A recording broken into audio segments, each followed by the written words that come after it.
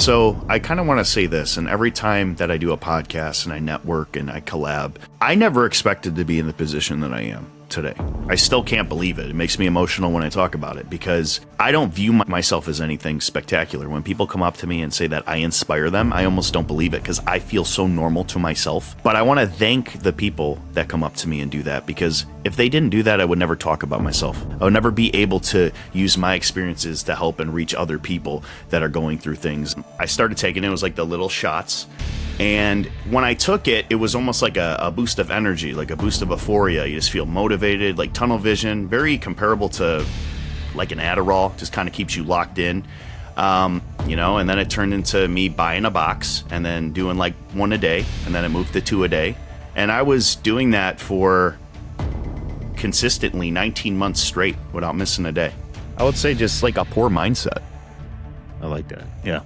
It's as easy as that. I mean, there's a lot of things I could say, but if the mindset isn't there, the body's not going to follow. Even if you're doing, the cycle, the diet, the training, the mindset isn't there, your body it's not going to cooperate. And I know what it takes to be at, the Olympia level, to bring a really, really dialed look. And if I don't feel like it's my best look, I got to reevaluate what I'm doing, because the goal is to always beat your previous best. Honestly, I'm just hungry, bro. I'm hungry. I visualize in my head what I want to achieve, and I'm never satisfied until I do. That's ultimately what it is. There's no fancy answer. Some people just want this, elaborate answer that's all like, premeditated, or they got on ChatGPT.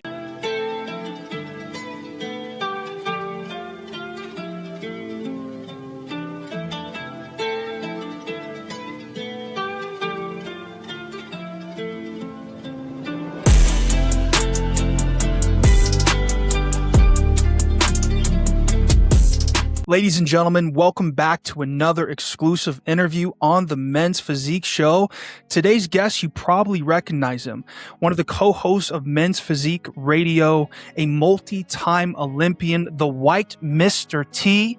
Mr. T, because every time he goes to Toronto Pro, he wins the damn thing. Every time. Drew Cullen is in the building. What's going on, brother? Let's go. Not much, man. Been waiting to come on here and officially meet the rest of you guys. I know we all talked on Instagram every now and then, but it's nice to finally be on here and kind of see what's going on, be able to kind of talk some shit a little bit. Not too much, though, We'll turn it back.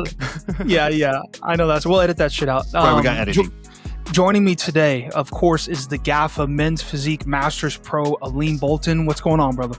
Doing great, man. So happy to have you on here, Drew. Drew, we've been checking you for a while now, and of course following your career religiously. Love what you're doing. You own Toronto, clearly, so that's your show, bro. If you don't show up to Toronto, I don't think they're gonna even have to show. You're at that stage. Don't do that. You can't say that. Like Drew's not here. Fuck it, we're not even gonna do the show. But great to have you, man. Seriously, thanks, man. Looking forward to this interview. Of course, also joining us today for the interview is Avon, the Australian voice of Men's Physique, coming out of nowhere. Philip Naselli. What's going on, playa? Go. Boys, what's going on? Drew, man, it's a pleasure to meet you face to face. I know we've spoken before in the past through DMs. I mean, being a Men's Physique fan, we've all seen you on NPR. So, man, it's amazing to finally have the opportunity to have a chat to you and talk all things life, bodybuilding, the works. Likewise, man. Can't wait to get into it and, collab. This is why we do this. It's for content. Men's Physique didn't get a lot of coverage for years. Hart was on the scene back in 2019 when I was doing my pro debuts and stuff, and started covering me. And, look at where you guys are at now. And I would have never thought that I'd be in the position I am doing what I do, especially with coverage and kind of giving insight and stuff like that. So I love it, man. Cool. That's what's up. Cool. Looking forward to it. I'm going to start this bad boy off, boys. First of all, Drew, I love the coverage that you do on NPR. I love when you break down the physiques. I love when you give your expertise because of your experience. Like, I love tuning into that. It's my favorite part of NPR because I feel like I learned something. I'm also a massive fan of who you are, bro. Back when we met, I think it was Wasatch 2020, bro. You came up to me, bro, and you were one of the first pros to ever come up to me and just talk to me like I was on the same level, which meant a lot to me. And I'm also a massive fan of your physique. And I'm looking at the latest post over here. You said prep for the 2026 season has officially begun. You're looking juicy. You're looking incredible. I can't wait to see what you bring. But more than that, how are we feeling mentally? How are you feeling up there? I feel good, man. It's been a while since I've had this motivation.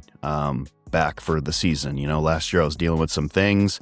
Didn't want to get too much into it last year when it was all happening. So I kind of waited for it to be over with and kind of, you know, go back. I never want to be the guy that made excuses. You know, if you don't do well at a show, it's like, oh, it's because I was sick or I had this come up or whatever. I was never that type of guy, you know. So dealing with some things last year, I overcame that and, you know, took the time that I needed to kind of process everything. You know, there was a time last year to where I started losing the passion, the drive, the fun, the reason why I got into bodybuilding. And, you know, it's been restored, and I'm glad for that, because I used to do this for myself. And then it kind of got to a point to where I'm only doing it because I'm good at it. Almost like I have to do it. And that's not the way to do this, man. This is a hobby, and I chose to do this because I love it and I want to keep doing that. So I think the 2023 version is back mentally. Let's go. Let's go. Hey, Drew, you mentioned on NPR that there was some gear that you were on that kind of fucked with you and took you in a different headspace. What were you on? What were you on? Was it trend? What was it on? No. I'll tell you the story. I know a lot of people were asking. I don't try to give up too much information about myself, because if everybody knows everything about me, I wouldn't be interesting, right? So I kind of wanted to leave it. Yeah, exactly. And I kind of wanted to wait for the right platform to where, you know, I have a good idea of, you know, how you guys lead this stuff. And I wanted to be able to maximize, you know, what I was going to say on a platform like this, right? I didn't want to make NPR all about me, because it is kind of physique breakdowns and the Arnolds and all that. But yeah, in 2022, I went to the Arnold Classic, and, you know, I was at the expo, and they do a lot of samples and they give out products. And I got a product called Vivazen, which was a Kratom product. I started taking it. It was like the little shots. And when I took it, it was almost like a boost of energy, like a boost of euphoria. You just feel motivated, like tunnel vision, very comparable to like an Adderall, just kind of keeps you locked in. You know, and then it turned into me buying a box and then doing like one a day. And then it moved to 2 a day. And I was doing that for consistently 19 months straight without missing a day. So from 2022 all the way to Toronto of last year, so for my Olympia prep, that is the first show that I prepped for, I would say 100% sober since 2022. So for the people that don't know, Kratom is like an opioid strain. There's opioids and opiates. It builds up in your system and acts as if it's a painkiller. It attacks the same receptors as an opiate. It's not to the severity of, let's say, H or some of these other opiates like oxycodone or morphine, but it attacks the receptors in the same way. So you're going to have the same withdrawal from it as if you were having a withdrawal from one of the harder drugs, right? So I was taking this, and I never thought there was really a problem until my body was rejecting it. I started projectile vomiting August 8th of last year. And as you guys know, that was about 9 weeks out from the Olympia. And I went into full-blown physical withdrawals, restless leg, couldn't sleep, just mentally felt like I wasn't real, you know, just sick, nauseous, no drive. It was like every emotion I had went to zero. I felt like time was passing super slow, like an hour felt like a month. Every minute I was looking at the clock, it felt like I was living hell. It's like I met Satan himself. I didn't even know if, you know, it honestly felt like it would be easier to die, to be honest with you. I didn't see the end of the tunnel at that point.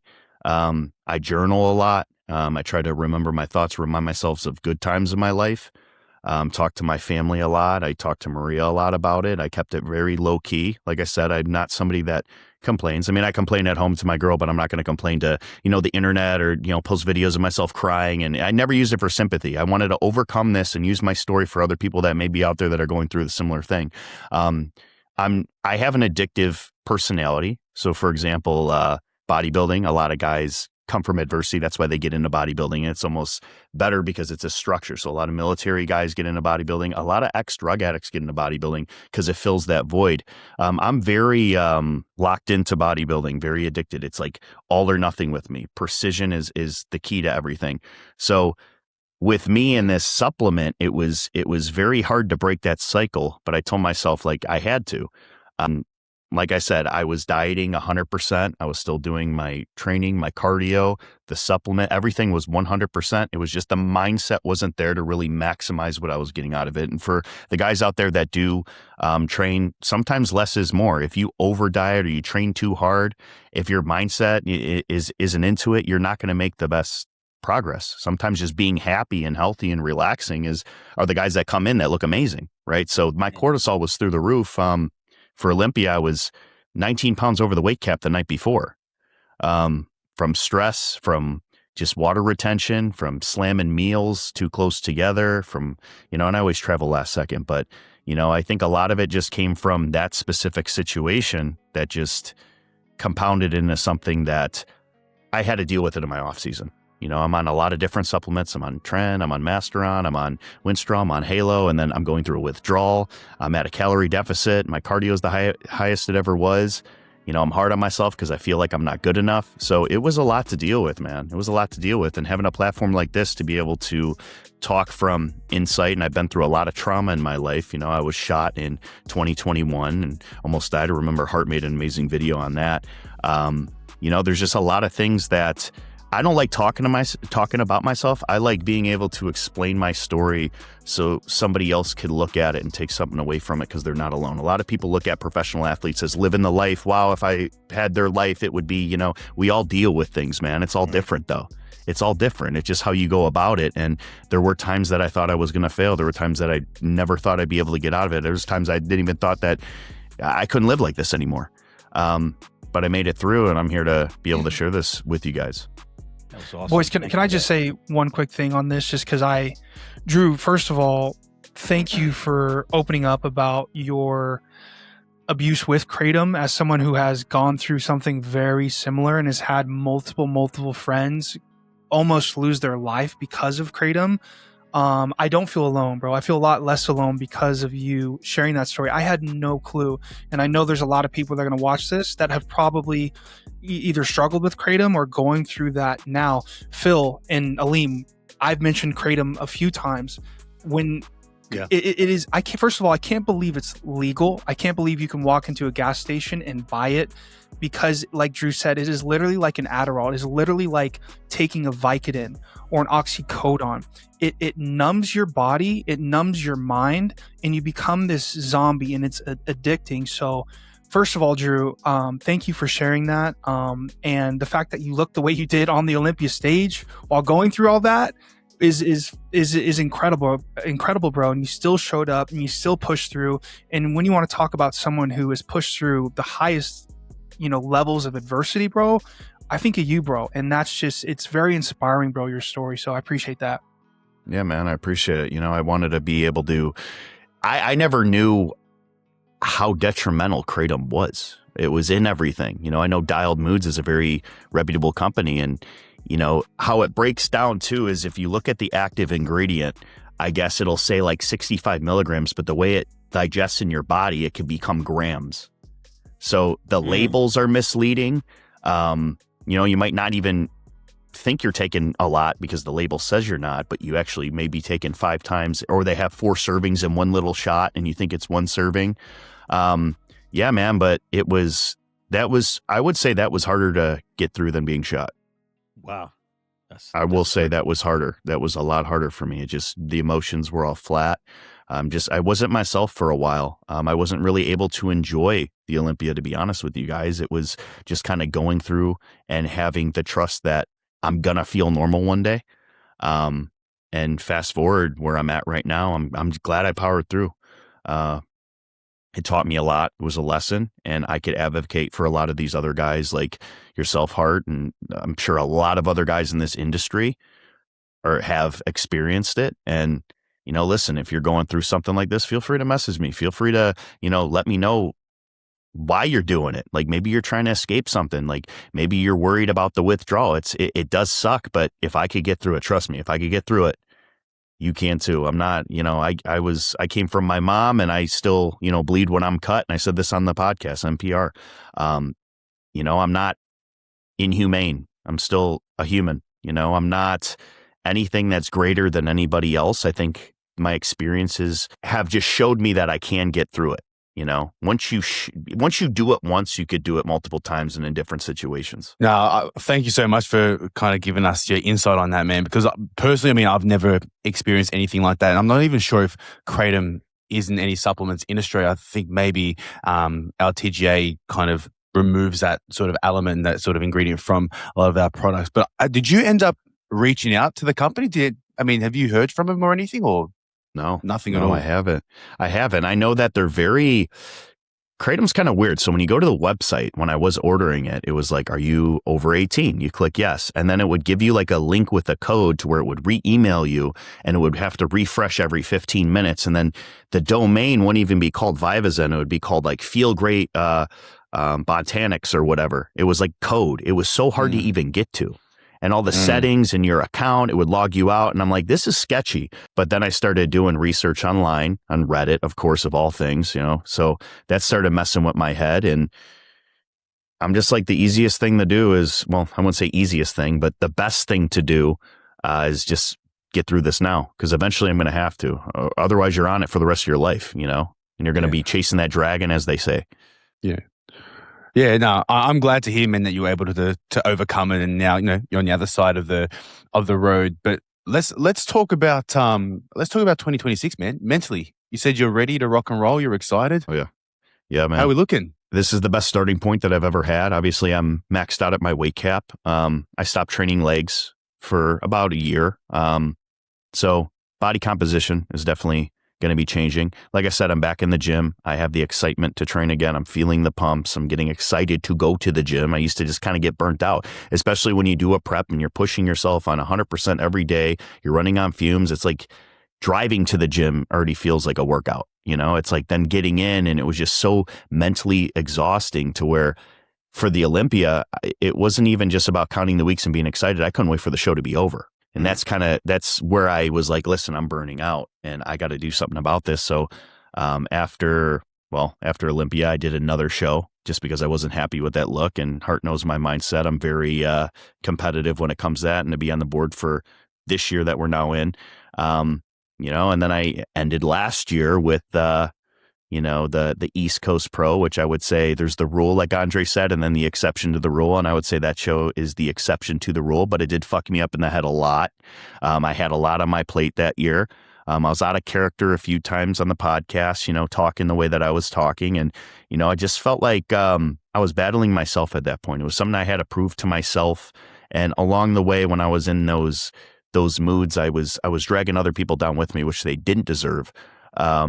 But I got the reality check that I needed. And like I said, I had my foot in my mouth, and, I ate my words. But, just like anything, that doesn't take away my resume or what I've done in the sport. I just had to get back to that guy, and I'm back, and I'm better than ever. And it's a new year, and I'm excited to move forward, especially with overcoming all the challenges that I have and learning from them. That's awesome, man. First, again, you continue to add pages to your book in terms of perseverance and dealing with things. And again, it's a bodybuilder's character that you obviously exude. You exude that. The type of person who takes the challenge and faces it instead of running.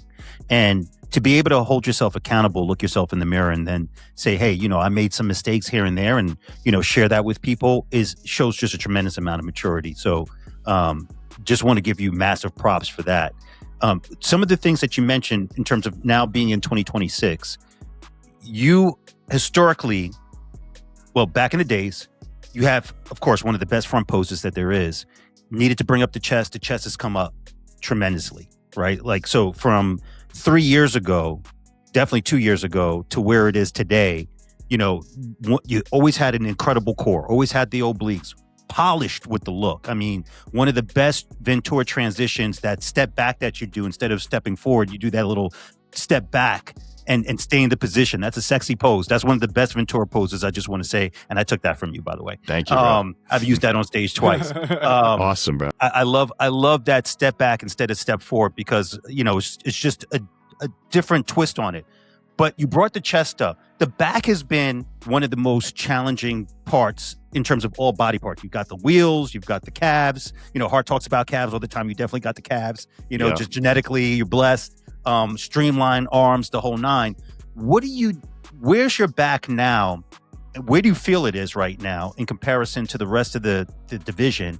And what are you doing to continuously bring it up? Because you are at your weight cap right now. So what's the plan with you and Cuts to really bring that up? Because you get it back, better than what it's been. And I see it coming up, but you get that, bro. It then becomes very, very challenging to beat a Drew Cullen with that look. So what are you guys working on right now? Yeah, so the elephant in the room has always been, let's pick apart what he lacks the most. And let me start by saying this. My back is not terrible. I know I get a lot of critique on he has no back. You're an Olympian athlete, so there's no way you don't have a back, right? It's in comparison to the top tier guys. So if you put me next to E-Man or Banks, it's going to be like, wow, he has no back. Especially like if you put a guy with really good abs next to Ali, they're going to think that guy next to Ali doesn't have good abs, right? So it's always with who you're next to in comparison. Now, for me specifically, I've put so much time into everything else to where the back was neglected for years. I wrestled for 10 years, always in a crouched position.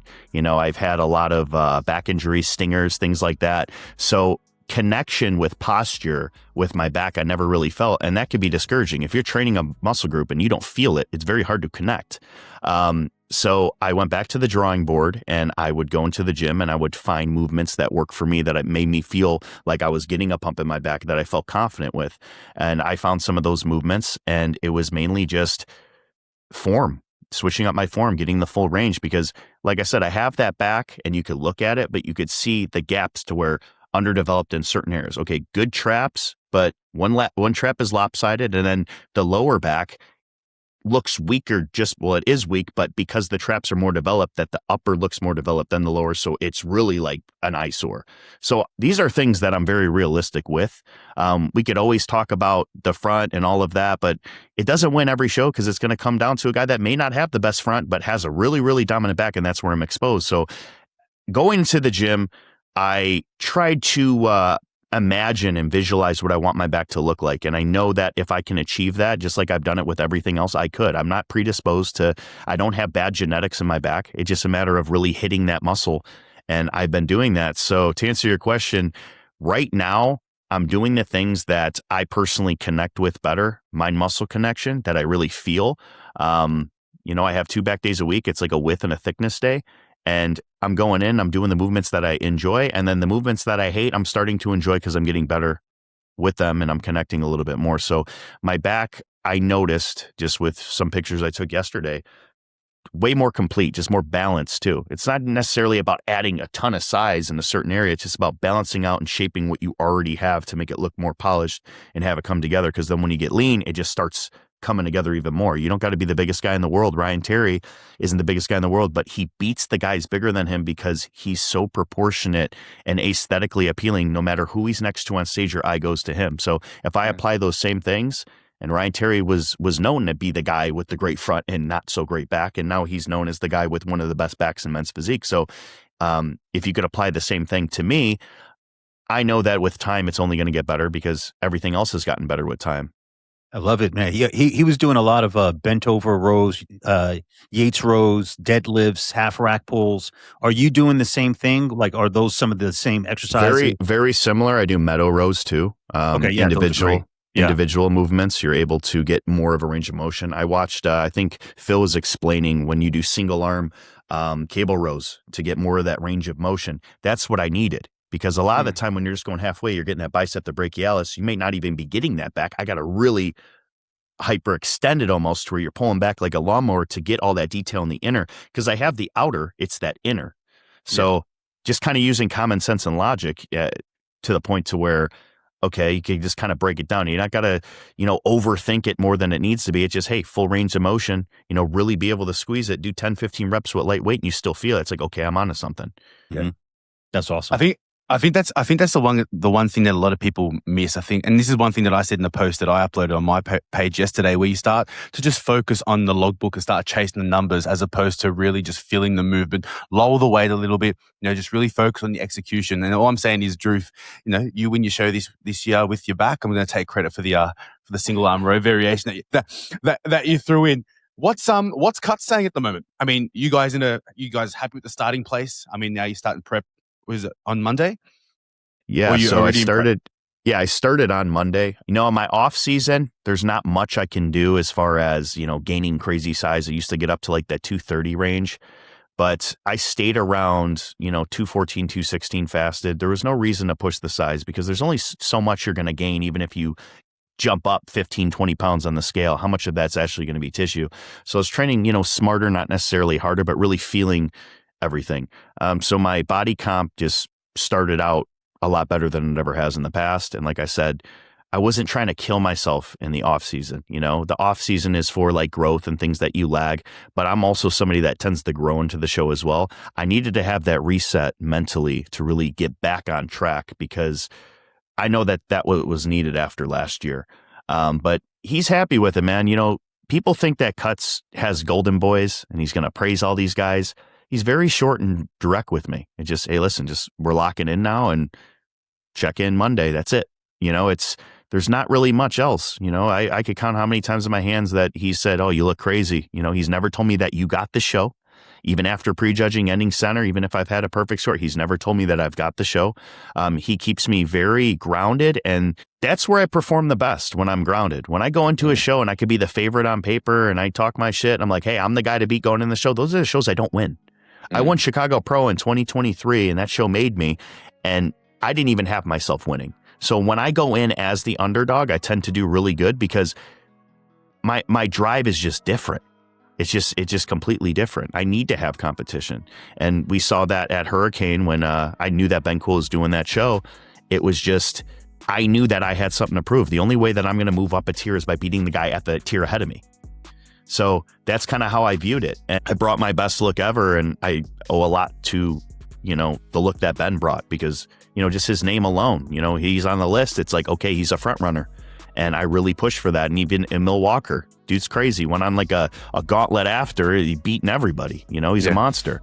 So, to have some of those notches under my belt when I know I bring my best, when I'm level headed, that's where I perform the best. So, it's gonna kind of not let the show list get in my head every now and then. Even if we do it on Men's Physique Radio all the time. We give our predictions and stuff, and we're wrong 95% of the time. So I got to stop doing predictions on myself. I mean, I can't have winning be the expectation.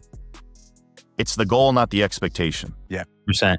Yeah, you and Cuts have a very beautiful relationship because I think it's more in line with what Cuts looks for in his athletes. Ariel and I have had the opportunity to talk off the side and everything, and you're not one of those athletes that's always like looking for attention from him. You're the one who takes the script, takes the blueprint, and runs with it. Do you ever foresee yourself in the future as, Cuts continues to mow the industry down as probably one of, if not the best men's physique coach in the game and add to his roster? Do you ever foresee yourself leaving Cuts, or do you feel like you guys are always going to be in tandem? No, man. I mean, look at where I'm at. It's because of him. I'm not going to outgrow the guy that is consistently still bringing guys in better. There's still things about my physique that I got to figure out and improve on, and he's helping me with that. And that's why it's, consecutive every year, Olympia after Olympia. The first time going, anybody could say it was a fluke. The second time, it's like, okay. And then the third time, it's like, I made my mark. Now going into this new qualification system, things are going to have to change a little bit. But, he's always giving me the feedback that I need to be better, and I take it. And you got to remember, he is a coach, but he's also a husband. He's also a dad of 3 kids. He has a life. So I respect that. And I never needed the attention. I just needed somebody that believed in me. And sometimes you don't have to talk about it. It's his action that just shows that, he does believe in me. And, a lot of what I do in this sport is to make him happy and proud, and making myself proud and feel validated. I'm not doing it for the wrong reasons. I'm doing it for the right reasons. I don't do it to prove people wrong. I do it to prove all the people that support me from the beginning right. So love that. Love that. I mean, you just mentioned 3 Olympias that you've been to, right? I got a question for you now. What's the roadmap look like to get to the 4th? What shows we got lined up? Have you mentioned them yet? No, not yet. No, so I have no problem. You guys know me. I'll say what show I'm doing because I love the competition. So it's going to start off at Memphis. So 12 and a half weeks, Memphis Pro. That is May 9th. And then after that, I'm not too sure. Looking at the schedule, I like to have an idea. I wouldn't say Memphis is a warm-up show, but the main show is Toronto. And the reason why Toronto's the main show is because I want to go for the three-peat. And on top of that, it's a Sunday show, and it always worked really well for my body. And that's why I always did it. People think that, you go to Toronto because it's an easier show. I mean, no show's easy because anybody could put in for it. Because if somebody thought they could beat me, they could just put in for it. I always did these shows ahead of time and just posted it. But I go to Toronto because it benefits my physique because it's Sunday. We check in Friday. I got 2 days instead of 1 day. So that always really worked wonders for me. So there's a strategy to it. And then after that, who knows? It just kind of depends. I do have 5 points towards the Olympia. I think I'm still on the list. As people qualify, they're going to go from the point list into qualified. So then it'll open up more spaces. So, I mean, I want 2 wins to be in. I want to be qualified and with the statement to myself, not to anybody else, but that's what I want. But if I have to go the point route, just going to have to reevaluate after Toronto because those are the only 2 shows I have right now. Drew, I have like a million questions for you, but let me kind of piggyback off of that one. What does, not that you will, but what does an unsuccessful season look like for you? I would say just like a poor mindset. I like that. Yeah. It's as easy as that. I mean, there's a lot of things I could say, but if the mindset isn't there, the body's not going to follow. Even if you're doing, the cycle, the diet, the training, the mindset isn't there. Your body it's not going to cooperate. And I know what it takes to be at, the Olympia level to bring a really, really dialed look. And if I don't feel like it's my best look, I got to reevaluate what I'm doing. Because the goal is to always beat your previous best. I know it's cliche. Everybody says it, there's no competition. It's only me versus me. Like, I'm a very competitive person. I sure as hell want to show up to beat specific people and to beat everybody. But I also want to be my best. And if I bring a package that isn't my best, it really has bothered me in the past. And I try to do everything that I can so that doesn't happen again. I love that answer. To piggyback on Phil, to piggyback on you, Aleem, I'm curious, Drew, how do you see yourself? And I know I'm kind of thinking into the future, and the answer may be as simple as day by day, but how do you keep that mindset at that highest level and steady all year? What do you think you need to do? Honestly, I'm just hungry, bro. I'm hungry. I want to prove. I visualize in my head what I want to achieve, and I'm never satisfied until I do. That's ultimately what it is. There's no fancy answer. I know some people just want this, elaborate answer that's all like, premeditated or they got on ChatGPT. It's like, no, it's just, I'm just locked in. I'm hungry. I always want to, elevate. That's ultimately what it is. Hold on. Let me go grab this dog. Yeah. My dog's just starting to look around like, where's the dog? Where's the dog? I'm like, chill. Phil, grab those birds outside. I was going to I'll open the door and I'll let him fly in. Dude, those birds, every time I hear animals where you are, Phil, I'm thinking of like the most tropical looking exotic species ever. Can you hear birds? I literally can't hear anything. One time. It was just one time. One time, yeah. It was the FedEx delivering probably my cycle. But anyways, it's a joke, guys. Now prep has officially begun. We've got editing, right. Yes. It's begun. Speaking of a few things going into this 2026 season, you've got sponsors that you participate with. They use your likeness. I know you have a couple of sponsors. So I want to talk about a few of your sponsors. One being Chula Wear, or used to be. What's going on? What happened there? And we know that you left Chula. What kind of was the culmination to you leaving and moving in a different direction? And then how do you feel now with your current company? So the situation with Chula simply was just dishonest.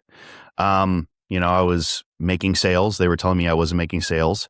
When I asked for what I thought was reasonable and what I deserved, I was told I wasn't making sales when I had the portfolio of all the sales that I made. So it was just her being dishonest. And, with the company I'm working with, if she's dishonest to her top sales guy, she's going to be dishonest to other people. And those people are using my code and they're not getting products that they ordered. And, it backfires on me if I knew this was going on, I would have got out sooner, but I didn't want to have my name tied to something that was dishonest. And, at the time, they were great shorts. She,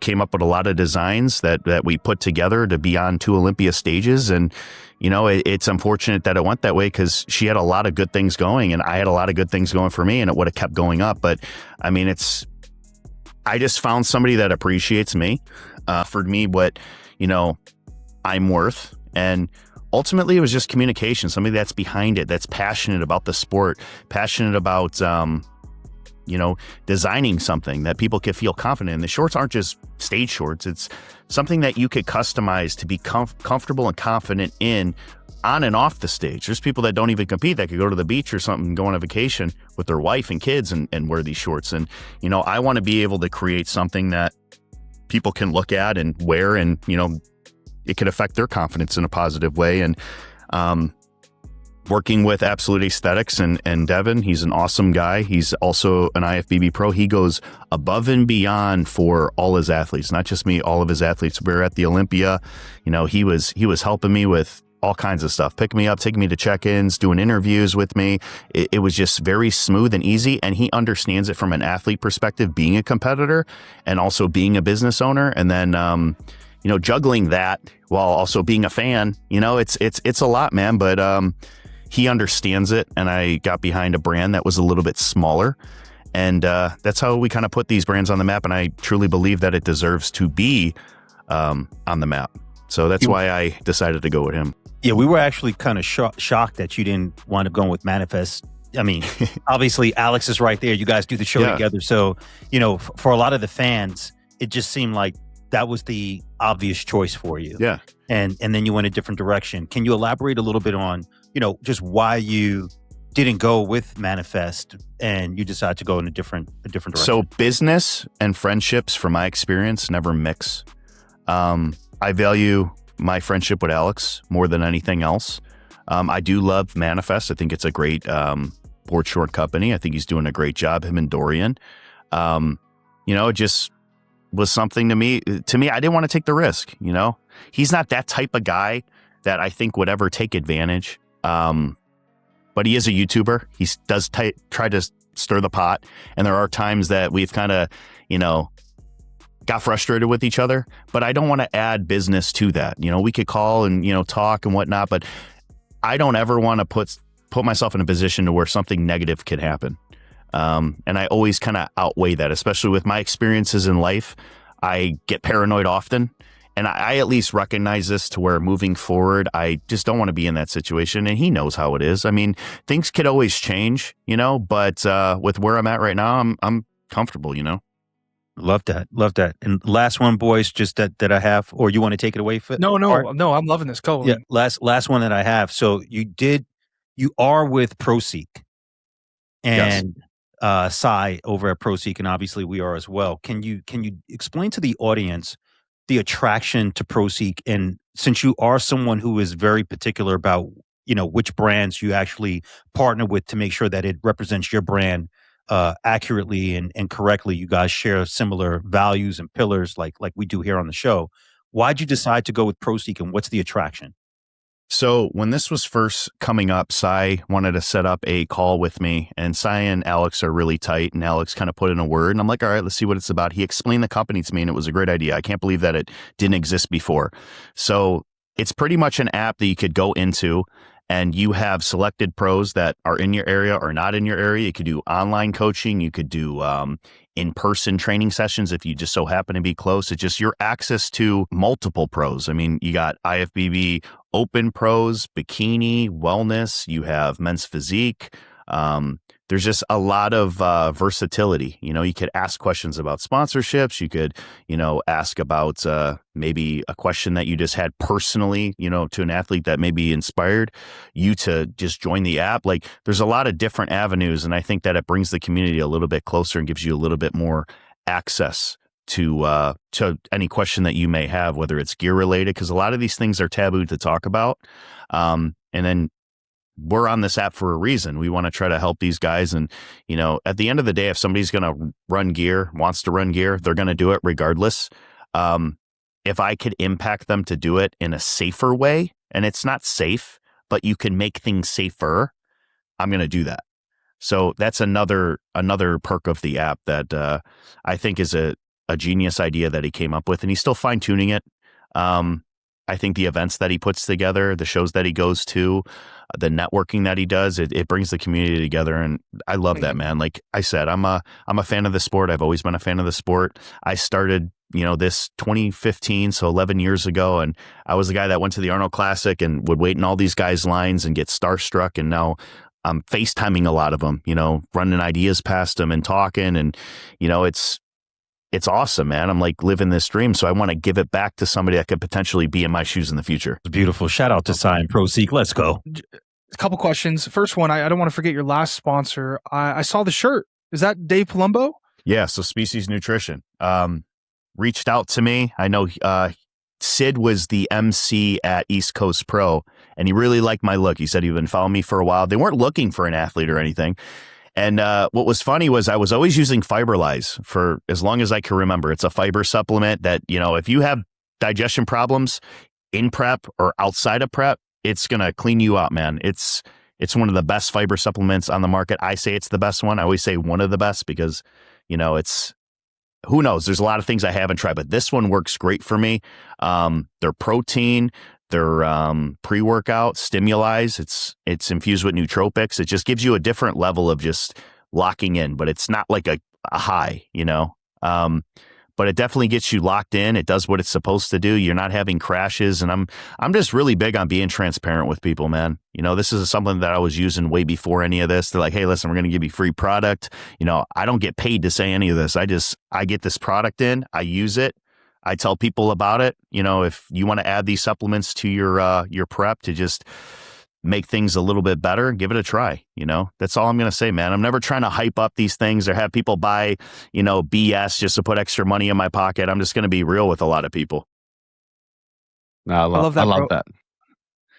Sid and Dave always have been supporting myself, so it's cool to see them support you as well in this way. Shout out to Dave Palumbo and Sid. Last one, Phil, before you get rocking with this, I want to bring it back to Alex, and I really appreciate your eye for Physiques, Drew, and I think you have a very good eye of seeing someone's potential. When we talk about Alex, I'm sure you've spoken about this on the past on NPR, but as far as Alex, it looks like he's training to compete this year, and it looks like he's training to get back on the Olympia stage, which I believe he will.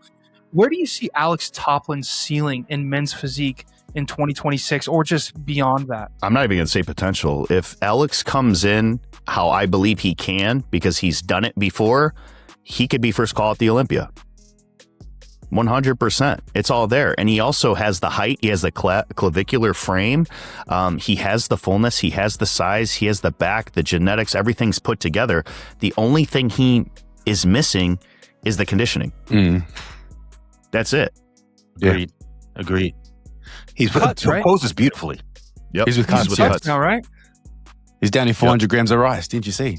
Yeah, he's with cuts now. Oh, these two boys with cuts. Oh my god. Hey Drew, I can't not mention this. I've been looking in the background of your frame for the past 40 minutes, whatever it is, and I've noticed the Joker. I've noticed Goku. I've noticed Spider-Man. What's your favorite comic of all time? Comic, I would say. I always like Batman Beyond, dude. Mm-hmm. I thought it was just a little bit different. I always like the Hulk, obviously, it's like a bodybuilder. Every bodybuilder does, I reckon. Yeah, Thor is a cool concept too. Yeah, as far as anime though, specifically, Dragon Ball Z has always been the most motivating one. I watch it still to this day and get the chills. I just rewatched the Tournament of Power the other day.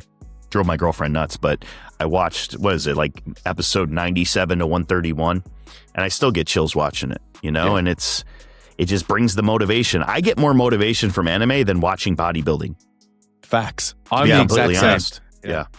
I reckon Dragon Balls, I was the exact same. Growing up, I watched Dragon Ball Z, and I reckon that was probably the main reason as to why I got into the gym and got into bodybuilding, because you see these freaks and you just see the muscle on the muscle.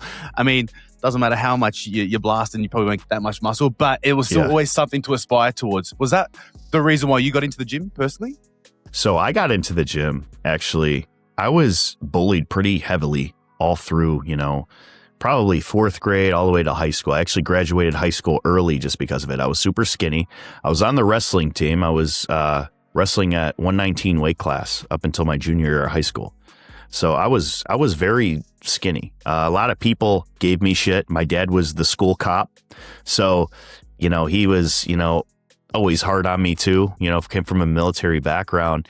But, I would leave my house and get away from my parents, but I never got away from my parents because he was at school, and it's like, he's always making sure that I'm not with the wrong crowd or this or that. But I got bullied a lot for it. And I could never do anything because my dad was the school cop. It was like, oh, your dad's going to arrest you. Like, it was just, I couldn't win no matter what I did. So I was an introvert. I did a lot on my own. And the biggest thing that I started doing that was building my confidence was working out, because I figured if I got bigger, nobody would mess with me.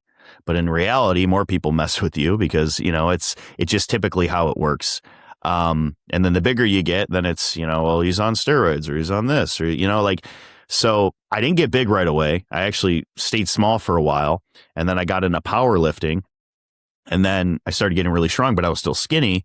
And then that's when I started looking into the diet and the food. I never was a food person, so I always had to force food to grow. I started gaining the size and then decided to do a show in 2015, and Brandon Hendrickson helped me with that one. He was my first posing coach, I would say. And that's where it began for me. I was addicted after that, man. I was never discouraged by these guys that were light years ahead of me. I'm just like, hey, if he could do it, it just takes time. Not a bad first coach, that's for sure.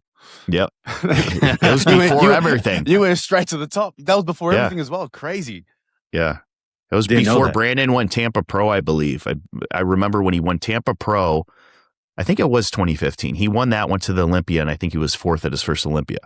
So he was coaching me before all of that, which is pretty cool. He's just a cool, down-to-earth guy. And one thing I can say about Brandon Hendrickson is he's been consistent since I met him when I was younger. 11 years ago, he has been the same exact guy. Nothing has ever went to his head. He works hard. He's humble. I've never seen him really talk shit about anybody. He's in his own bubble, and he's just a very positive guy, and he went out of his way to really help me. And he's just always been consistent. And I can't say that about a lot of people I meet, but with him, and when I was nobody, the status wasn't a thing. He didn't even have status. He was just a cool guy. Mm. Yeah, Brandon's amazing. We were honored and fortunate enough to have him on the show just recently, and he shared some amazing tips and, really opened up and whatnot. And that's one of the things that we see that's really consistent with a lot of the top tier guys. People think that yourself, Brandon, Ali, so forth and so on, that are just, guys who allow everything to just go to the head, and they don't understand the humane part that you bring out of yourself and share, and how open you guys are, and we all are, to helping the next generation that's coming up, those athletes who want to understand diet, want to understand gear, want to understand, facing their fears, and stepping on stage can be a challenge themselves. So we always humbly appreciate when we have, guys like yourself and Brandon and whatnot coming on the show, because we know it's going to be impactful, and you're going to impact a lot of people, not only who watch the show today, but then their impact on others, and it becomes this mushroom effect. One more thing, just going back to anime though, real quick, because anime has that kind of impact on everyone. I didn't hear you mention Naruto Soul Leveling. You fans? Are you a fan of those? I started watching Solo Leveling. My buddy during Olympia, Moses, he's like, dude, this new show that I started. I watched season 1. It was interesting. It was just my mindset at that time. I wasn't really able to lock in, just being in prep and not being restless and having all the nerves and everything.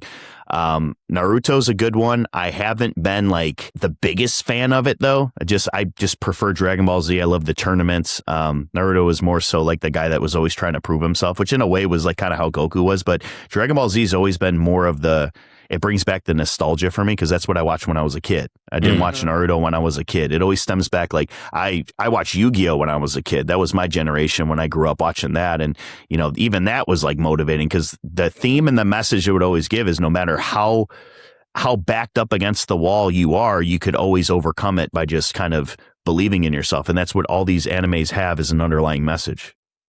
I love that. Okay. Boys, now that we're all warmed up, Drew, you're finally on here. I got the question that Here we go. I'm the only Here we brave go. enough one to ask. No, I'm just joking. It's not that bad. Drew, I'm gonna ask your Arnold predictions 5 through 1, and I don't want. Phil, was that your question? No, but you're a No. brave man. You're a brave man doing it. I know. You are. Drew, because I'm curious. Like, I love how you talk about these physiques, Drew, and how you talk about them and what you say. It influences what I think about them in a really good way. 5 through 1, Arnold Classic 2026. But don't just give me the name. Like, tell me why. Let me pull up the list real quick so I have a visual while I'm looking at them. All right, let's see here. What site is the list on? I gotta double check this. If you go to the Arnold, Okay. Do you want to screen share or? yeah, if can you I screen Phil? share it, I'll do it right off here. Phil, yeah, let me screen share it here. Let me pull it up. Drew, you have some of the funkiest headphones. Sky blue. You know baby. what? You know what's funny? These were on sale at Target, and that's the only reason why I got them, because my last ones, they stopped playing out of the right ear. I tried to reset them and everything. They didn't work. So I got these ones with the warranty. So if these break, I'll probably end up getting a different color or something. But, you know. They're wireless too, right? Yeah. Those are dope. Yeah. They're Can you vibe. see that okay, Drew? Yeah. Yeah, that's good. Okay. All right, so we got 12 here. By the way, I put in for the Arnold and didn't get accepted. What I was going to ask, You bro. didn't get- Yeah. No. What Next year for about sure. Arnold UK? You did Arnold UK as well? I did Arnold UK as well, and I didn't get accepted. So Do they tell you What? why? No. Do they say why? No. No, I just think the level you put in for it like a resume, and I think just these other guys so I noticed in the list it's like 4 Americans, and then they have 4 from other countries, and then they have like 4 guys that may not be as well known. That's kind of what I noticed in these lists. So it seems like they give they'll go through like the top guys that put in. So if this guy ranked here at the Olympia or he has higher wins or whatever it may be, like maybe that's the way they do it. Because I know the Arnold really tries to get guys from other countries too to just kind of expand the sport. So that's just kind of what I think. I don't know if that's true or not, but hey, I didn't make it. It is what it is. I just tell myself, hey, I'm not good enough. That's why I didn't make it. So I work harder. If you would have shown them that stash picture, though, if you would have, I think then Arnold himself I probably should've would just have been sent like, that in. No. He's bringing it back. Yeah, I want him in. I should have just sent that in. All right. So we're going with All right. 5 till 1. Yeah, Is that 5 what to we're 1 doing? would be great. All right, let's do all it. right. So Edvin isn't in it.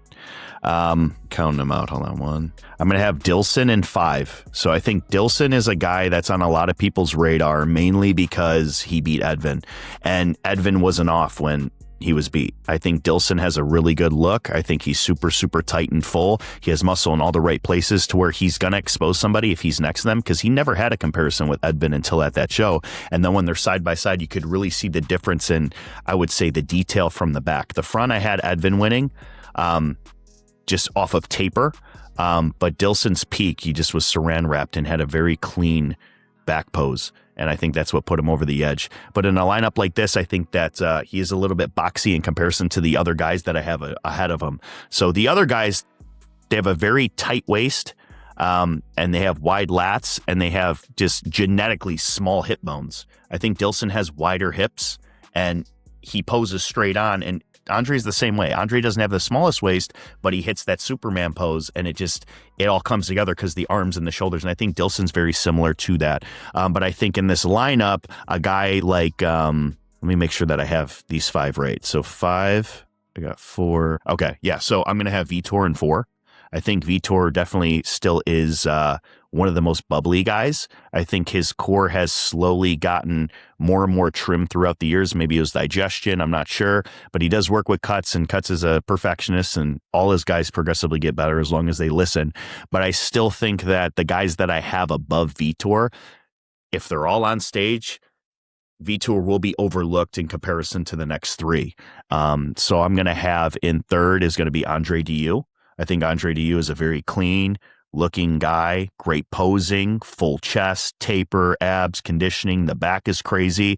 It just really, really flows. It looks effortless. And he's also a taller guy too. So I think that as far as size wise, one of the bigger guys, height wise as well, just with how wide he is and how dense he is for his frame. Now there are guys that might be bigger pound for pound, but with just the sheer height that he has, he's going to have a lot of density over these other guys, even if they're shorter. But I have him in 3rd. And like I said, these guys that I have over Dilson, just mainly because of the aesthetics. I think it's just more aesthetic in the way of just the silhouette of the physique. 2nd place, I have E-Man. I think E-Man, and I said this on NPR, has if not the biggest improvements from what I could see. I noticed that he's very transparent this prep. And when guys are on, they post a lot because I'm one of them. When I'm on, I'll post 3-4 times a day. And when I know Ben's on because he's posting so much, I'm like, listen, bro, I feel like you just keep popping up. But shout out Ben. But yeah, I think E-Man just with the sheer... Sometimes you can't even just say, oh, the shoulders, the chest, the abs. Like you just look at it as a whole and it's just, you don't know what it is. Your eyes just go to it. That's just what it is. And Andre explains it perfectly. He always talks about just my eyes don't lie to me. Sometimes you can't explain it. It's just, that's where your eyes go. And I think that, E-Man is that guy that I have in that spot. I have Brandon as number 1. I think Brandon is back. I think he is more motivated than ever. His energy is electric.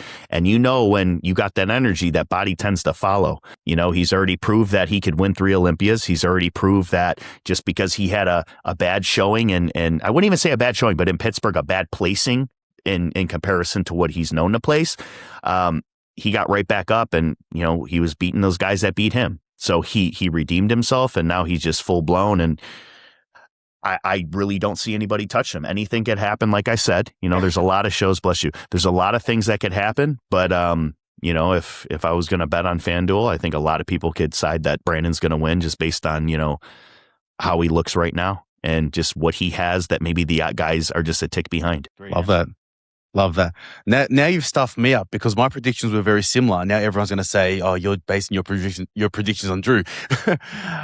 Thanks, Drew. No, I love that, man. I love the explanation behind it, man. Like it makes all the sense in the world. And the one thing is for sure, it's going to be an exciting show. I mean, we're 3 and a bit weeks away from it now. I mean, I can't believe how fast it's come around. The start of the season is like literally around the corner, man. So yeah, man, that's a awesome prediction, awesome insight. That's what gets me excited too. Like watching these guys. Really excited to see the kickoff at the season at the Arnold, and then. I might be competing with a lot of these guys. You don't know. Ben, I'll definitely probably see him. Emmanuel Acosta, Vitor.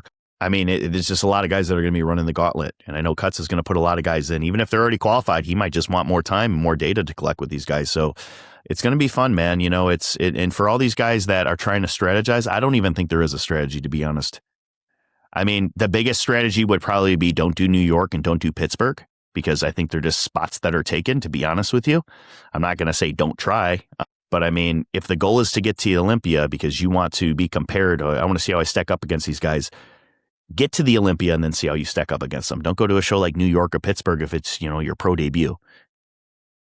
But yeah, guys like me, for example, I'm going to stick to the shows that I'm familiar with. Like when I go to Toronto, for example, my fan base out there, it's a lot different.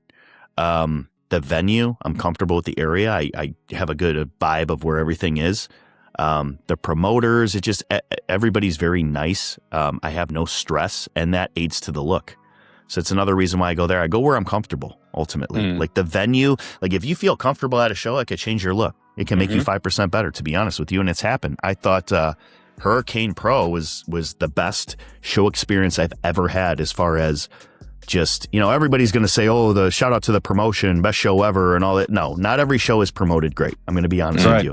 There's always a show that is promoted the best. And for me, that standard was the Hurricane Pro. Yeah, I love what Tim does. It's incredible. Tim Gardner's amazing. Shout out to Tim Gardner. Yeah, amazing, dude. Amazing. A question for you. Ryan Clark actually mentioned this to us with this whole new point system. I know you said about, there's no real strategy, just except for the New York Pro and the Pittsburgh Pro. Don't go to that big one. Shows, yeah. Yeah. But how many points do you think an athlete would need throughout the season to be safe and qualify for the O? Because they're bringing the top 25, right? From the point standing? That's yeah. So ultimately it depends on how many guys are going to be qualified with 2 wins to get in, because then they're removed from the points. Because I've been knocked off the point. I only got 5 and I'm still on it. So I'm thinking, okay, 1 show win is what qualified you in the past.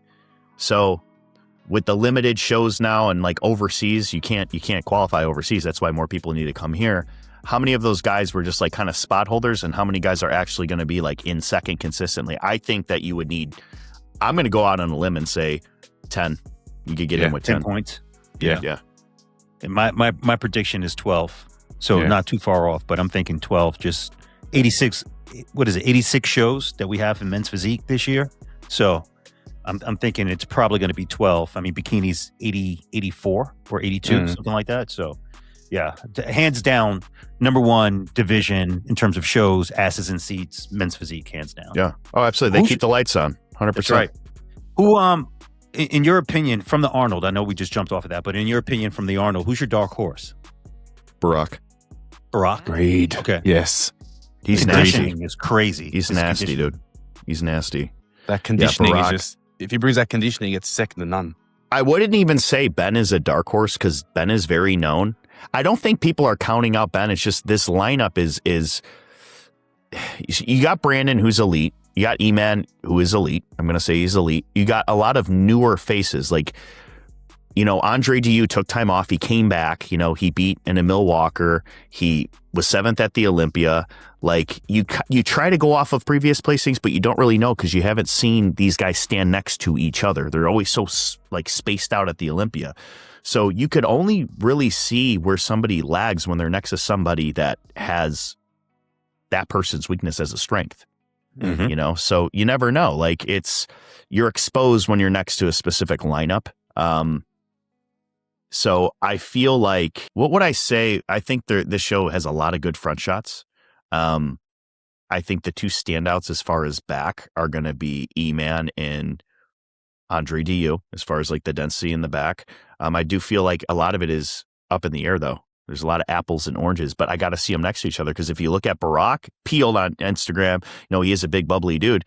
But Ben, I don't know why people say, Ben needs more size and all. He doesn't. Ben is pretty fucking big in person. Yeah, he is. Yeah. And he also just looks bigger on stage by how small his waist is, that it enhances his taper.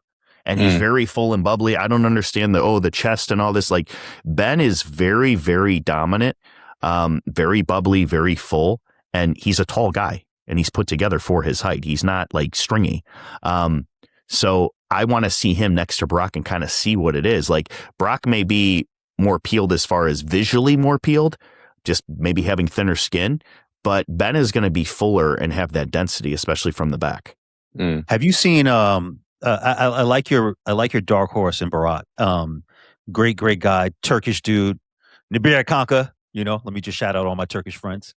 But Paul Gustav has an incredible back too. I think that, Paul Gustav out of France, his look, he beat Mauro Fiaho in the Romanian Pro, came, third behind Emil Walker and Andre. Yeah. He's I think he's my biggest dark horse because of the thickness, the big back, nice front shot, working on it too, positioning. This guy right here. Yeah. Yeah, him and Barack are my two dark horses. Him being number one just because of the thickness and the size of the back. Barack because of how peeled he is. But yeah, I think that, I wouldn't be surprised if he were in that top 5 miraculously. And I don't mean to say miraculously like, oh my God, he doesn't deserve it. That's not what just I mean. out of the norm of what people expect because they just haven't seen him yet. Yeah. I can see he looks that. good. I could also see, and I love your prediction with Dilson. I think that a lot of your average fans don't understand and appreciate the look that Dilson brings to the picture and how he's the Brazilian Ryan Terry. So if they are looking at Ryan Terry as the standard, I wouldn't be surprised if he at least 5th, but potentially even higher if they're trying to keep that standard. Andre Diu, you were spot on in terms of him taking that time off, really perfecting his posing and his look. So love your predictions on that. And I know Ben. So you can tell that it's not a biased thing when the predictions are made on NPR or they're made here on the Men's Physique Show. We all know Ben, we all love Ben. But you're right. Standing next to certain people, you do get exposed, and it's going to be interesting to see just how the judges judge them because it is a sport where it's predicated on the opinions of human beings, not necessarily everything is measured AI. 100%, man. Yeah. What do you think would be the biggest upset and life change, like the division changing win? Who do you think that would be if they were to win? Yeah, where does the trajectory go for the division? Like, as far as it was life changing? Yeah. Like literally changes the game for this person and the division? I would say Alexandro, because he's a taller guy. I Good think, call, yeah. Alessandro. So when you got a taller guy that's thick, I think it would kind of go back to like the days of like Rodriguez. You know what I'm saying? Like, you got to be big, but then how would that work with the weight cap? You know, because these shorter guys, or me that's maxed out my cap, I'm not going to be the biggest guy because 202 pounds on stage isn't that big next to a guy who's 6'3", that's at 240. So we're going to be outsized, but that would just kind of change the whole trajectory. A lot of these guys are very similar as far as aesthetics. This is a good lineup. I think Brandon is still ahead of a lot of these guys, just as far as density, fullness, roundness, just being complete head to toe, because he's got the wheels too, and the way that he poses, he's just very complete and pleasing to look at. But the other guys, they're so close. So I feel like, I mean, if you, like with the top 5 I gave you minus Brandon, 2nd through 5th, I think it could be interchangeable. And I don't really think there's always going to be somebody that complains, but I think it would be like, okay, you know, I don't think people would lose their minds. But if you saw like Alexandro come in and, you know, he wins the Arnold, and it's like, whoa, like where did that come from? And that was the question, like what would be absolutely life-changing for him. And then, you know, to win a show like that, it's like, okay, he's a front runner now, and everybody would have him in the top 5 of the O, if not top 3. He just beat 3rd. Yeah, I got to agree with your answer. Yeah, I have to agree now with the answer. Where are you watching the Arnold? Are you watching it? Are you going to Ohio, or are you going to watch it from home? No, watching it from home, man. Watching it from home, man. Traveling is always difficult, especially with, you know, dogs and, you know, all of that. You know, back when I was a single bachelor, I could do whatever the hell I wanted. But now I got priorities, and, you know, got to make sure that, you know, I'm doing what I got to do with my prep and taking care of what I got to do over here. And then, you know, just playing for these shows. It's going to be a gauntlet this year, so I'm going to be traveling a lot. So I'm going to try to control what I can. Love that. Love that. Will we hear Drew? You know, the 2025 season, Drew, you know, getting after people, occasionally talking some smack. Is he going to be coming out, or are you going to be more? I think you want me to address something. So I'm going to go out on a limb and say this. So me and Jordan were very, very close friends. You know, I'd take him out to dinner on his birthday. You know, we were always, you know, the reason why I didn't train with him is because he'd show up hours late, you know, or to be completely honest, he wouldn't train hard. It was always like a photo shoot, you know? When I train, I can't even record myself train. If I do, it'd be dumbbells. I set up my phone or something. It takes my mind out of training. So I'm one of those guys that I'm very like standoffish when it comes to training. I like training alone. I'm able to push myself. Once you realize you could push yourself alone, then you don't really need anybody. But anyways, getting back to, you know, the whole Jordan situation, Jordan was the one that first started talking at the gym. Ended up doing East Coast because I never even planned on doing it. And he said like, oh, I told him I was doing it a month before. I never said I was doing it a month before. I got second at Hurricane, and I thought I would be a front runner doing East Coast because I was so close. I almost, I could say almost, but, you know, I pushed Ben. You know, you can't tell me that Ben wasn't nervous when they were calling the second, you know. I pushed Ben. So I had a lot of confidence after that show. Like, I was the guy to beat. And I wasn't trying to be ignorant or cocky. I meant everything that I said as far as going in that show. I was the guy to beat because I am a 3-time Olympian. All the guys that were on that list of that show, minus the guy that won, I've beaten at the Olympia 3 weeks prior with a look that really wasn't my best. So I had every right to believe in myself as going in to be the guy that was beat. I wasn't just talking on my ass. It wasn't my pro debut saying I was going to win, for no reason. It just, same reason like Ryan Terry, 3-time Olympian, I'm going to go and I'm going to win my 4th. Like, that's not crazy. But if I said I'm going to go in the Olympia and win it, it's a little bit delusional because I haven't done anything to be in that circle yet. So that's kind of the difference. But the whole situation with Jordan, when he was talking at the gym, it was always like hearsay. I had other people coming up to me and kind of reciprocating what he was saying. There was a few things that he said in person. I kind of gave it back to him. You know, we were friends. And, you know, we would give each other shit. And he even used the analogy. It's like a football team, you know, we talk shit, we give each other back, you know, it is what it is. So he would make these remarks and he always started it. But whenever I gave the jab back, I was the one that was wrong. It was like, I watched the podcast and I'm like, okay, it's almost like that victim mentality because you're the one that started it. I'll take the blame. I was the one that got on a podcast that was recorded. So I was the one that initially looked from everybody viewing that I was talking shit, but he was the one talking shit. It just wasn't recorded or anywhere. So that's where it backfired. But you know what? I'm not even going to say, like, I'm not one that's going to be like the show's a robbery or this or that. He didn't beat me. He placed higher one time. That's what I'm going to say. You know, it's just like Tom Brady losing a game. You know, he's still the GOAT. Why? Because his resume. You know, just having one good placing doesn't make you great. Just having one bad placing doesn't make you terrible. My resume speaks for itself. And, you know, I did learn more from a personal standpoint of what I should and shouldn't say, because it does backfire. And I congratulated him after the show. I shook his hand. I told him that I was proud of him twice. And I said, congrats. I had to leave. I had to take care of my dogs. And I wasn't in the mood to go out and enjoy and party or whatever. Like I'm not that type of guy. I'm very, very hard on myself. I went through a depression after that show, and it wasn't losing to Jordan. It was the loss in general. And it wasn't just me. There was a lot of guys that were out of place. So I'll get that, you know, straight for just talking on the podcast. It wasn't just me. You know, there was a lot of guys. Emmanuel Acosta, he was 4th at the Arnold, you know, and he ended up getting 7th or 8th place. Ryan Clark, and then he goes to Hawaii, he wins it, and he beats Jason. Like, you know, it's whatever people want to think, they could think. You know, for me, that show's in the past. It's over and done with. For example, I beat Charjo in 2023 after he came off of 4th place at the Olympia. That didn't make me 4th place at the Olympia. Just because you beat somebody once doesn't mean you're always going to beat them. I think I believe in karma. I think that it caught up to me, but I learned a lesson from that situation, and it made me stronger. So moving forward, I can't go into shows expecting to win. I'm always going to, you know, talk my piece. I believe in myself. There's nothing wrong with believing in myself. I know Jordan says that it's anybody's weekend on any given day, and that is true, right? And Andre kind of explained the rule and then the exception to the rule. Remember when Swag beat Ben Quill at Optimum Classic? Mm-hmm. Yep. Okay. Did that ever happen again? Yep. Probably not. So East Coast was Jordan's Optimum Classic. And what I was more upset about is, and I'm going to say this the best way that I can, just me being 5th place was more talk than even the winner winning. He didn't even get his flowers as much as all this other drama going on.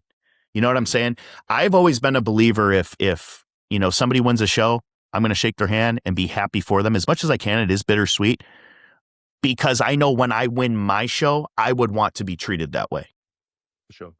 You know, I would want to be treated that way. So I never wanted to take anybody's win away from them. And I thought, like, he wasn't really given the props that, I mean, people did talk about it, but I think this whole situation with me or talking out of my ass, being on Physique radio, I think it took away from some of the guys that deserve more of that attention. Because right away it was like, you know, Ben was, oh, look, you know, he's on the podcast. He's like, and listen, it happened. You know, I put my foot in my mouth. Like, I knew that they would do that. And it was deserving. You know, it's social media. Everybody wants that content, right? And I was the content. The guy that won didn't get as much content. Yeah. You know, two things. One is that was probably going to be my second question, actually, leading into Jordan, depending on where you took it. I was more so looking at just the totality over the year and how many different sound bites from different shows or different athletes that you were just involved with over the course of 2025. Because I mean, you definitely come off as someone who's like not scared of the smoke, not scared of the conversation. So you know, that's more so where I was coming from. And then it would have led to Jordan, but I'm glad you went right there with it and beelined it. The second thing is, you know, you remind me a lot of, or remind us a lot of what Edvon said about losing to Dilson that one time, right? And it's like, hey, at the end of the day, I'm still the king of Brazil because look at my resume. I mean, until you have this resume and you've been able to say something, one win doesn't necessarily justify you being able to take the slot. You know, you won today, kudos to you, but you need to do it consistently now because I've been consistent. So I do think that your answer's spot on. I don't disagree. I remember we were talking with Ryan Clark and he said the same thing. It was something that really shook him to the bone because he was like, what the hell is going on with this placing? And a lot of the athletes said the same thing. Yeah. And then to go and win, like, you know, the Hawaiian Pro is like, well, which one is it? And that's something that I think that, you know, based off of what we've heard recently, Tyler's looking to do is really streamline and make sure that the judging is more consistent across the board so that you don't have such, you know, at the end of the day, it is about, you know, who steps on stage and how you look, but there's not this ambiguity in terms of the judging. So great answer. It's so hard to not be biased too, even as a fan, as a competitor. Like there's physiques that I'll find impressive that I think Mauro Fiala's physique is one of the most impressive physiques to me. Honestly, like that's one of my favorite physiques. I can understand why he's not winning the Olympia, but that I find him personally more impressive than some guys, but it's not an impressive show.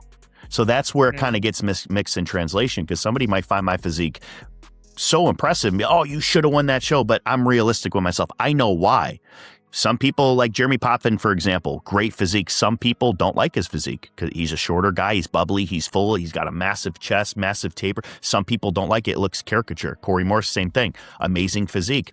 But some people don't prefer it. But it's not about preference. It's about the criteria and what fits that criteria. Exactly. Yep.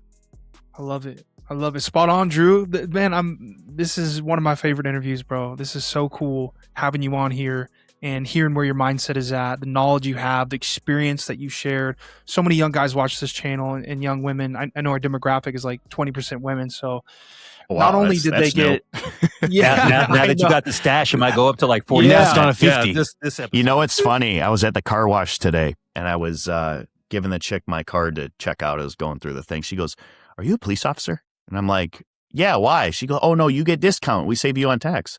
So I just told her I was a cop. Hopefully she doesn't watch this, but I'm like, I'm going to play it to my advantage. I mean, it's funny that you said that though. Cheaper car wash, who's not going to take that? Give me 1 second, guys. 1 second. She was barking while I was on the podcast. So Drew's got to make sure that the boss knows what's going on. Yeah, we all know that. All three of us know that one. She was looking for it. Why is the dog in jail? Why is the dog in jail? She's barking. She's barking at my package being delivered. Drew, bro, but like what I was saying, bro, just really appreciate you coming on, bro, and just being who you are. Seeing the evolution of your physique is dope, but seeing the evolution, like I said, bro, 2019, 2020, bro, I knew who you were. I knew your story, and to see you, how far you've come, bro, is sick, bro. And I'm so grateful to have you on. Boys, do you have anything else for Drew? All good, man. Nah, yeah, all good. He crushed it. No, Drew, anything for us? Yeah, so I kind of want to say this, and every time that I do a podcast and I network and I collab, I never expected to be in the position that I am today. I still can't believe it. It makes me emotional when I talk about it because I don't view myself as anything spectacular. When people come up to me and say that I inspire them, I almost don't believe it because I feel so normal to myself. But I want to thank the people that come up to me and do that, because if they didn't do that, I would never talk about myself. I would never be able to use my experiences to help and reach other people that are going through things. And you know what? Like, I don't complain online. I try not to, but there are times that I've gone through a lot of different things that I felt like it was going to break me. And I always had an outlet to talk to family or to talk to Maria about these things. And, I want to advocate for anybody and just kind of, advise them, like, if you're going through something, try to talk. It's not going to be like, a quick fix, but you can get that help. And I know, Hart, you're one of those guys. You've advocated for mental health. You've gone through the ringer. You didn't even have to say it, but we all saw it. And we're glad that you're back doing what you love to do. And you're one of the best at it, bro, if not the best at it. And you got two guys that are here to support you, that are making this even blow up even more. And it's not for the views. It's not for the clout. It's not for any of that. It's just to get the right message across that people could take and share. And maybe they'll want to start their own podcast. I look at it as, if other people want to start podcasts, I don't make fun of it or say, oh, they're not. I like it, man. They're able to, even if it's small, they're learning. I'll take it as a compliment because maybe I've talked about it and they're inspired to do what we're doing. And I think that that's progression, and not just in the sport, but just talking about what we love. We all come together when we talk about this stuff. And, I don't have a lot of things in life that I'm good at. I was never a YouTuber or good at talking until I really put myself in a position to where people were willing to listen. And now that I'm in the position I am, there are more ears. So I'm going to take the time to, get my story out there. Awesome. Drew, we're going to watch some anime together, all of us, man. Let's do it, bro. Some show. Yeah, we're going to Hey, season 2 of, I think it's Galactic Patrol at Dragon Ball Super comes out soon. Maybe we'll put on a watch party or something, watch it in Hells Japanese let's do dub. this. Sign me up. Yeah. Yep. You guys crack me up. Awesome. Drew, I think that's going to do it for us, brother. Again, you were fucking wonderful, bro. Very powerful episode, very insightful. I can't wait to get this up. Boys, do we have a date on this? We're going to drop it. I think we're going to drop it right before the Arnold. Okay. So yeah, we can do that. We're looking at the week before the Arnold, dropping it. Perfect. Sweet. Yeah. Beautiful. Awesome. So you're gonna put my Especially with his silhouette up and predictions. everything. Hell Yeah, yeah, let's dog. do that. You get You'll get the bells silhouette. and a lot of collaborations. So Awesome, Yeah. man. prepared. It's coming to Awesome, Yeah, man. you said a lot of great things, bro. So we'll collab. No pressure to collab, but we'll definitely shoot a lot of content your way. Of course, man. I want to collab. I want to be able to do all this stuff with you guys. That's why I'm on here, man. You know, I don't care about the views and all of that. Like, I love doing this. You know, I try to use social media. Can be a good or a bad thing.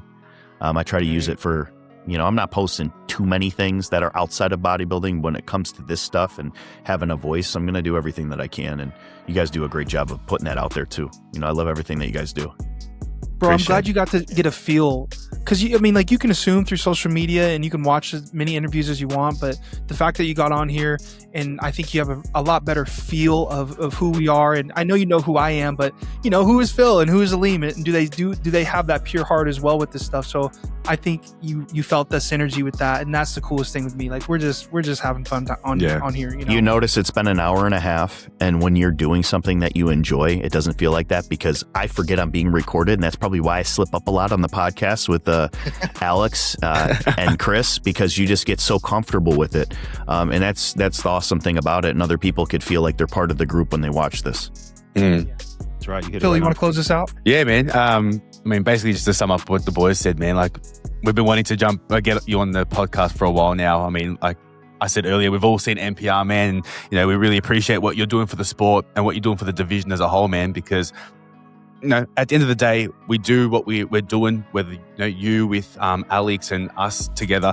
The main goal is to elevate the sport, you know, bring the division together, and just, we do it so we don't want there to be, you know, we don't want there to be division in the sport. We want to give the guys the flowers because they deserve it. You guys earned it. I mean, you've sacrificed so much of your life, you know, for decades on decades to get to the position that you're in right now, man. So, you know, to be able to have you on the show and, you know, hear about your journey and, you know, your goals and what you look to achieve, you know, in the next 12 months and beyond, man, it's super cool to hear, man. So, yeah, thank you once again, man. And, yeah, we'll definitely keep in touch throughout 2026.